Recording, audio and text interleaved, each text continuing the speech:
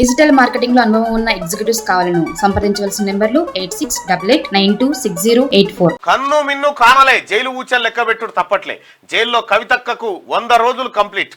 కుటుంబం కోసం నిజాంలా కేసీఆర్ యావత్ తెలంగాణను దోచిపెట్టిండు. నేడు అంతకు మించి అనుభవిస్తుండు. బీజేపీలో బీఆర్ఎస్ విలీనానికి కవిత ప్రెషర్ పెడుతుందా? అందుకే బిడ్డ కవితను కన్నెత్తి చూడట్లేదా?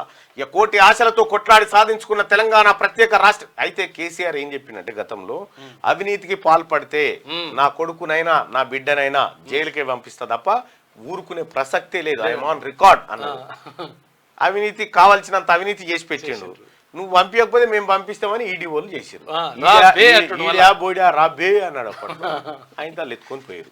కోటి ఆశలతో కొట్లాడి సాధించుకున్న తెలంగాణ ప్రత్యేక రాష్ట్రం కల్వకుంట్ల కుటుంబం పాలైంది. 1-2 కాదు, ఏకంగా 10 ఏళ్ల పాటు యావత్ తెలంగాణను నిలువునా దోచుకున్నారు. అధికారంలో ఉన్నన్ని రోజులు వారు ఆడిందే ఆట పాడిందే పాటగా మారింది.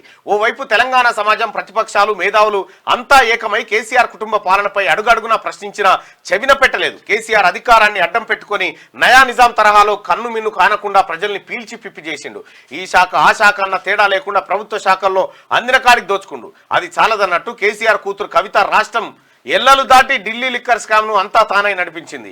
తీరా సీన్ రివర్స్ కావడంతో కవితక్క తిహార్ జైల్లో ఊచలు లెక్క పెడుతుంది.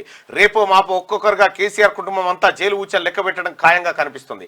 ఇప్పటికే కాళేశ్వరం ప్రాజెక్టు నిర్మాణం, విద్యుత్ కొనుగోలు అంశంలో కేసీఆర్ అడ్డంగా దొరికిపోయాడు. దీనికి తోడు ఫోన్ ట్యాపింగ్ వ్యవహారం పీకల దాకా ముంచుకొచ్చేసింది.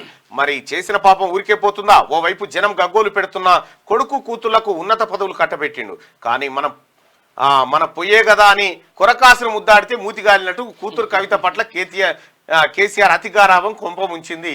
వాస్తవానికి కవిత జైలుకు పోవుడు, ఆ తర్వాత ఎమ్మెల్యేలు జంప్ అవ్వడు, అసలు కేసీఆర్ క్షేమం పడతలేదు. ఏం చేయాలో అర్థమైతలేదు.